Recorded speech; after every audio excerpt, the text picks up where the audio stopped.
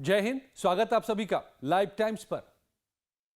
बिहार में जो रिकॉर्ड तोड़ वोटिंग हुई है उसको लेकर के तरह तरह के अब सवाल उठ रहे हैं। सवाल कह लीजिए या दावेदारी कह लीजिए, वार और पलटवार कह लीजिए, दोनों खेमों के बीच में कि ये वोटिंग सत्ता के पक्ष में है।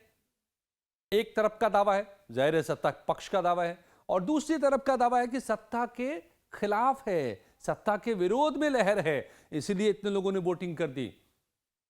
अब यह वाकई बहुत बड़ा सवाल है। बिहार में चुनाव हो रहा है, पहले फेज की वोटिंग हुई है और उसमें जितने वोट पड़े हैं वो आज तक बिहार में पड़े ही नहीं। आजादी के बाद से आज तक, इस चुनाव तक से पहले तक कभी इतने वोट नहीं पड़े, 65% से ज्यादा वोट। तो ये क्या है माजरा? आखिर क्यों इतने वोट पड़ गए? क्या ये सत्ता विरोधी लहर है, सत्ता में बदलाव के लिए है? अब ये समझिए, और आज हम इस पर बात करते हैं, इसके अलग अलग पहलुओं पर बात करते हैं कि क्या क्या वजहें हैं, क्या वजहें हो सकती हैं, क्यों इतने सारे वोटर्स टर्नआउट बढ़ा, इतने मतदान ज्यादा कैसे हो गए, सारे रिकॉर्ड कैसे टूट गए, क्या ये सत्ता विरोधी लहर है या सत्ता के पक्ष में लहर है, जिसको हम कहते हैं प्रो इनकम्बेंसी या एंटी इनकम्बेंसी। प्रो इनकम्बेंसी मतलब सत्ता को लोग बरकरार रखना चाह रहे हैं, बहुत ज्यादा खुश हैं सत्ता से। एंटी इनकम्बेंसी की इतनी भारी नाराजगी है कि सत्ता को उखाड़ फेंकना चाहते हैं लोग। क्या हुआ है इस चुनाव में? ओके, इस पर बात करें। इसके लिए देखिए क्या क्या तर्क दिए जा रहे हैं। तर्क सबसे पहला जो आ रहा है कि वोटिंग परसेंटेज इसलिए भी बढ़ा है क्योंकि एसआईआर हुआ है बिहार में। मतदाता सूची का शुद्धिकरण हुआ है। उसमें जो ऐसे वोटर्स के नाम थे, लाखों के लाखों, जो वोट ही नहीं डालते थे, लेकिन वो नंबर ऑफ वोटर्स बढ़ा रहे थे। तो आज जाहिर है अगर 60 लाख 70 लाख ऐसे वोटर्स हो जाएं जो वोट नहीं डाल रहे हैं, जिनके नाम कई जगहों पर हैं, डुप्लीकेट हैं, या जिन्होंने बिहार छोड़ दिया है, या जिनकी मौत हो चुकी है, तो नंबर तो दिखेंगे कि वोटर तो हैं भाई 8 लाख से ज्यादा, लेकिन वो डाल नहीं रहे, तो परसेंटेज कम आएगा। इस बार ऐसे सभी नामों को हटा दिए गए, तो अब जो वोटर हैं, एक्टिव वोटर हैं, उनके ही नाम हैं। अब उनमें से जितना वोट डाल रहे हैं तो परसेंटेज बढ़ जाएगा। तो इस वजह से भी कुछ परसेंट बढ़े हैं, लेकिन उतने नहीं जितने कि एक्चुअल में बढ़ गए, क्योंकि वोट का जो आंकड़ा है वो काफी ज्यादा बढ़ा है। इस बार की वोटिंग 65% से ज्यादा हो जाने का मतलब है कि न सिर्फ ये रिकॉर्ड टूटा है, बल्कि कहीं ना कहीं ये लहर को दिखाता है कि अंदर खाने कहीं ना कहीं बिहार के भीतर लहर है। अब क्यों इसको मैं कह रहा हूं, इसको समझिए। वोटिंग के परसेंटेज को समझ लीजिए। 2005 से, हम जब से नीतीश कुमार सत्ता में आए हैं, अगर तभी से आंकड़ों पर गौर कर लीजिए, तो 2005 में 2 बार चुनाव हुए थे। फरवरी में 46% वोट पड़े थे, 46.5, जबकि वहीं अक्टूबर में दोबारा चुनाव हुए क्योंकि सरकार गिर गई थी, तो फिर 45.85% वोट पड़े थे, जिसमें नीतीश कुमार की सरकार बनी थी। 2010 के चुनाव में बढ़कर 52% हो गए, 53 के करीब था।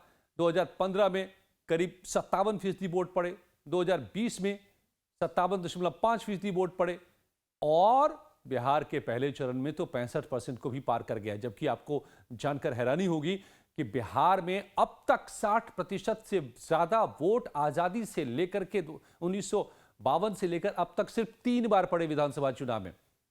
60 से ज्यादा 1990 में 62.04, 1995 में 61.79 और 2000 में 62.57% वोट। तो 60 के पार सिर्फ 3 बार, और इस बार 60 के पार ही नहीं बल्कि 65 के पार, जो कभी हुआ ही नहीं। क्या मायने हैं? अब इसको जरा एब्सोल्यूट टर्म में भी मैं आपको बता देता हूं कि कितने वोटर ने वोट किए पहले चरण में। तो देखिए, इस 2025 की बात करें तो कुल वोटर जो पहले फेज में थे, जहां जहां वोट हुए 121 सीटों पर 18 जिलों में 3,75,00,000 वोटर थे, और वोट कितना इसमें से कर गए? 2,42,00,000 लोगों ने वोट किए हैं। जबकि 2020 की यही बात कहूं मैं, तो इन सीटों पर जहां पर वोट हुए पहले फेज में 2025 में 121 सीटों पर, उन पर 3,70,00,000 कुल वोटर थे, और उन सभी सीटों पर वोटिंग हुई थी 2,06,00,000 लोगों की। तो 5 लाख मतदाता बढ़े इन सीटों पर, जो कि मार्जिनल है, लेकिन जो वोटिंग की संख्या बढ़ गई वो बढ़ गई करीब करीब 242 हो गया 26 से, यानी तकरीबन 36 लाख वोटर बढ़ गए, जिन्होंने वोट करने वाले वोटर की बात कर रहा हूं मैं। वोटिंग ज्यादा हो गई 36 लाख। अब सवाल यह है कि ये जो 36 लाख वोट ज्यादा हुए हैं, इसमें कुछ असर है एसआईआर का, लेकिन नहीं, ये परसेंटेज की बात हो सकती है। एब्सोल्यूट में तो 36 लाख वोट बढ़े, 5 लाख जो वोटर बढ़े उसका प्रोपोर्शन निकाल भी दीजिए तो तकरीबन 35 लाख तो निश्चित रूप से पिछली बार के मुकाबले ज्यादा वोट करे। ये कौन लोग हैं और ये किसको वोट करने आए इस बार निकल के, जो पिछली बार नहीं वोट कर रहे थे? तो अब इसको समझिए, इसी को लेकर के सारी बहस है कि क्या ये नीतीश कुमार को फिर से सत्ता में बनाए रखना चाहते हैं वो लोग हैं, या नीतीश को सत्ता से बाहर करना चाहते हैं और तेजस्वी को सीएम की कुर्सी पर बिठाना चाहते हैं ये वो लोग हैं, जो करीब 35 लाख लोग नए वोटर जो आ गए वोट करने के लिए इस बार पिछली बार के मुकाबले। अब तेजस्वी का दावा है, महागठबंधन का दावा है कि ये इतनी बड़ी लहर तो तभी हुई है जब सत्ता में बदलाव आता है। ये आमतौर पर धारणा भी मानी जाती है कि एंटी इनकम्बेंसी जब हो, सत्ता के विरोध में लहर हो, तो ज्यादा मतदान होता है। लोग आकर के सत्ता से इतनी नाराजगी होती है कि वो आकर के जो नहीं भी डालते हैं वोट, वो वोट डालने आ जाते हैं और सत्ता को उखाड़ फेंकते हैं। पिछले जब 60 से ज्यादा हुए हैं वोट पड़े हैं, जो 3 बार मैंने बताया आपको, 1990, 1995 और 2000 में, तीनों बार लालू यादव की सरकार बनी थी। लेकिन क्या इस बार भी वैसा ही है कि ये सत्ता विरोधी लहर है और ये आरजेडी की अगुवाई वाली सरकार बनाना चाहती है ये 36 लाख जनता? तो इसके पक्ष में क्या तर्क आ रहे हैं ये भी समझिए कि अगर इतनी, क्या ग्राउंड पर इतनी घोर नाराजगी नीतीश कुमार की सरकार से दिखाई दे रही है क्या कि सत्ता के विरोध में लहर चल पड़े और इतने सारे लोग निकल करके रिकॉर्ड तोड़ वोटिंग कर दें, इसलिए कि नीतीश कुमार की से इतनी नाराजगी, उनकी सरकार से, एनडीए की सरकार से इतनी नाराजगी, इतना बुरा काम किया पिछले सालों में, क्या इतना बदहाल व्यवस्था हो गई बिहार की सड़कें जर्जर हो गई, बिजली नहीं मिलती लोगों को, क्या बिहार में करप्शन इतना बढ़ गया, क्या बिहार में लॉ एंड ऑर्डर यानी कि कानून व्यवस्था चरमरा गई, क्या वहां पर अपराध का बोलबाला हो गया है, क्या बिहार अराजक हो गया है कि लोग इतनी बड़ी संख्या में आकर वोट करने पहुंच गए और अब नीतीश की सत्ता को उखाड़ फेंकना चाहते हैं? ऐसे संकेत, ऐसे आंकड़े उपलब्ध नहीं हैं कि क्या सत्ता विरोधी इतनी बड़ी लहर चल गई हो। तो अगर ऐसा नहीं है, वोटिंग पैटर्न मोटा मोटी वही है जो वोटिंग पैटर्न अब तक दिखता था कि एमवाई समीकरण के साथ में तेजस्वी यादव सामने हैं जो उनके कोर वोटर हैं, मुस्लिम यादव, दूसरी तरफ जो बीजेपी और एनडीए का रहा है अपना एक कॉम्बिनेशन, जिसमें फॉरवर्ड कास्ट आते हैं, जिसमें अति पिछड़ा आते हैं, जिसमें दलित आते हैं, ये कॉम्बिनेशन वोट करता रहा था। उसमें भी बहुत बदलाव के संकेत अब तक नजर नहीं आ रहे हैं। तो वोटिंग पैटर्न मोटे तौर पर वही है, थोड़ा बहुत इधर उधर हो सकता है, लेकिन इतने नए वोटर आकर के जो वोट अब तक नहीं कर रहे थे, 35 लाख के आसपास, फर्स्ट फेज की बात कर रहे हैं हम, आधे बिहार की बात कर रहे हैं, 121 सीटों की बात कर रहे हैं, 122 पर हो रहे हैं दूसरे चरण में, वो नए वोटर किस मकसद से वोट करने आए? तेजस्वी को लाने, नीतीश को हटा करके, या फिर तेजस्वी को रोकने? अब इसको लेकर के अभी कोई कह नहीं सकता, कहना गलत भी होगा और कहना मुमकिन भी नहीं है, लेकिन एक सबसे बड़ा तर्क दिया जा रहा है कि बहुत बड़ी नाराजगी नहीं ग्राउंड पे नजर आ रही है नीतीश कुमार को लेकर के, उनकी सरकार को लेकर के, तो फिर सत्ता विरोधी लहर ये नहीं हो सकती। दूसरा तर्क दिया जा रहा है, यानी कि सत्ता को बचाने के लिए इतने लोग वोट देने आ गए। पिछले साल यकीन मानिए जो आंकड़ा है कि 0.3% वोट से ही एनडीए सत्ता में आई, ज्यादा वोट 0.3% आए महागठबंधन के मुकाबले, 0.3। तो क्या ये चेतावनी के तौर पर इसने काम किया कि अगर हम बैठे रह गए तो हो सकता है कि सत्ता बदल जाए? अगर ये सत्ता के पक्ष में लहर है, अंडर करंट है, क्योंकि सामने तो लहर नहीं दिखाई दे रही है ग्राउंड पर, लेकिन अंडर करंट अगर है तो कि इस सत्ता को लोग बरकरार रखना चाहते हैं हर हाल में, इसलिए लोग आए, या फिर अब हो गया 20 साल, तो अब तेजस्वी को लाने चलते हैं, हटाओ इस सरकार को। बहरहाल एक जो संकेत है कि महिलाओं की लंबी कतारें देखी गई पूरे बिहार में, जहां जहां भी चुनाव हुए पहले चरण में, और महिला वोटर को माना जा रहा है कि नीतीश कुमार को उनका समर्थन हासिल है महिलाओं का।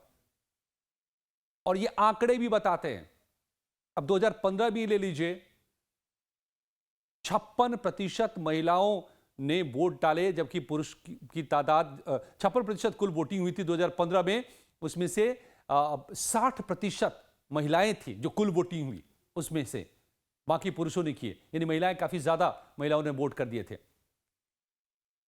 2020 में भी यही है, महिलाओं ने ज्यादा वोट किए, कुल 57.05% वोटिंग हुई थी, जिसमें से 5% महिलाओं ने ज्यादा वोट किए, 54.68% थे पुरुष के वोट, तो 59.68 करीब 60% फिर से महिलाओं के वोट थे। और दोनों बार एनडीए की सरकार बनी। तो क्या महिलाओं की लंबी लाइनें जो इस बार दिखाई पड़ी हैं, और ज्यादा वोटर्स तादाद में, उनको हाल में नीतीश कुमार ने 10-10 हजार रुपये भी भेज दिए व्यवसाय करने के लिए, क्या वो महिलाएं निकल करके वोट करने आ गई? जंगल राज को मुद्दा लगातार एनडीए बनाती रही है, एनडीए ने बनाया है, तो महिलाओं को कानून व्यवस्था बेहतर बनाए रखने की सबसे ज्यादा दरकार होती है, असुरक्षित वो सबसे ज्यादा खुद को महसूस करती हैं अगर अराजक स्थिति होती है। तो महिलाओं की लंबी कतारें क्या इस बात के संकेत हैं कि पिछली 2 बार की तरह इस बार भी ज्यादातर महिलाओं ने नीतीश कुमार को वोट किया है, और ये प्रो इनकम्बेंसी का संकेत है? अंतिम रूप से मैं कुछ नहीं कहूंगा, क्योंकि ना मुझे मेरे सामने आंकड़े हैं और नहीं ये कहना उचित है, अपनी राय देना। लेकिन ये जो अनुमान है, जो संकेत मिल रहे हैं, सिर्फ मैं वो बताता चलूंगा। एक, मैंने कहा कि सत्ता विरोधी कोई लहर नहीं दिखाई दे रही है, इतनी बड़ी लहर ग्राउंड पर कि इतनी बड़ी संख्या में लोग उफान मार करके वोट करने आए सत्ता को उखाड़ फेंकने के लिए। तो क्या ये फिर प्रो इनकम्बेंसी है, सत्ता के पक्ष में लहर है? दूसरा, महिलाओं की लंबी कतारें जो है, क्या पिछली बारों की तरह इस बार भी वो महिलाएं आकर के जो वोट कर रही हैं वो सत्ता को ही कर रही हैं, और इस वजह से वोट परसेंटेज बढ़ गए? तीसरी बात, सट्टा बाजार में इसको लेकर के बड़े अनुमान लगते हैं, दांव लगते हैं, सैकड़ों करोड़ का दांव लग जाता है। लोग सभी उसमें लगाते हैं जो लोगों का यकीन होता है कि यही जीतेंगे, और इसके पीछे जाहिर है उनका अपना एक रिसर्च होता है, उसके आधार पर लोग पैसे इन्वेस्ट करते हैं। अब सट्टा बाजार क्या बता रहा है? फलोदी बाजार इसमें सबसे ज्यादा सटीक अब तक माना जाता है। हालांकि हर बार आंकड़े सटीक नहीं हुए हैं, कई बार फेल हुआ है, ये भी उलट हो जाते हैं नतीजे। लेकिन इस बार के जो भाव हैं सट्टा बाजार में, वो एनडीए को जिता रहा है। फलोदी बाजार एनडीए को 133 से 140 सीटें मिलने की संभावना बता रहा है। लोग इस पर ज्यादा दांव लगा रहे हैं, हजारों लाखों लोग दांव लगाते हैं, उनको लगता है कि एनडीए की ही सरकार वापसी कर रही है, और इसीलिए वो उसी पर दांव लगा रहे हैं। और 133 से 140 सीटों का अनुमान है एनडीए को लेकर के, जबकि महागठबंधन को यही सट्टा बाजार 83 से 102 सीटें ही देता नजर आ रहा है, जो कि बहुमत से दूर है। 122 का आंकड़ा चाहिए बहुमत के लिए, और उससे काफी दूर है। तो ये 3 बड़े अनुमान, 3 बड़े संकेत, इन तीनों में से मैं पहले बता दूं कि कोई भी अंतिम तौर पर अभी कुछ नहीं कहा जा सकता जब तक कि 14 तारीख को वोटों की गिनती नहीं हो जाएगी। लेकिन इस वक्त सिर्फ अंदाजा लगाया जा सकता है, अनुमान लगा सकते हैं हम और आप, और समझने की कोशिश कर सकते हैं। और उसके तहत ये जो 3 संकेत मुझे नजर आ रहे हैं, मैं आपसे बांट रहा हूं। पहला, कि अगर ये सत्ता विरोधी लहर है तो ग्राउंड पर क्यों नहीं नजर आ रहे? तो फिर क्या ये सत्ता समर्थक लहर है जो इतनी तादाद में वोटिंग हुई? दूसरा, महिलाओं की लंबी कतारें क्या पिछले सालों की तरह फिर से एक बार एनडीए के समर्थन में निकल करके वोट कर रही हैं, और उनको लगा कि यह सत्ता छिटक सकते हैं, क्योंकि पिछली बार बाल बाल बची थी सरकार 0.3% से ही, अब की बार ना निकले तो सत्ता बदल जाएगी, और वो बरकरार रखना चाहती हैं इसी सत्ता को, इसलिए भी, या फिर सिर्फ महिलाएं ही नहीं और भी वोटर्स, वो वजह है, संकेत है। और तीसरा, सट्टा बाजार का अनुमान जो एनडीए को जिताता नजर आ रहा है। अब तक ये 3 तर्क जो मुझे समझ में आ रहे हैं, आपको क्या समझ में आ रहे हैं? हमें ज़रूर बताइएगा कमेंट करके। आपकी नज़र में जो ये रिकॉर्ड तोड़ वोटिंग हुई है उसके क्या मायने हैं? ये प्रो इनकम्बेंसी है यानी कि सत्ता के पक्ष में लहर है, या एंटी इनकम्बेंसी है यानी सत्ता के विरोध में लहर है? आप अपनी राय जरूर बताइएगा, वो बहुत ही अहम होगा। और ये जो तर्क मैंने 3 रखे हैं, संकेत जो 3 रखे हैं आपके सामने, उससे आप कितना सहमत है, कितना असहमत है, हमें बताइएगा। और पसंद आई हो ये वीडियो तो लाइक और शेयर जरूर कीजिएगा। बहुत बहुत धन्यवाद।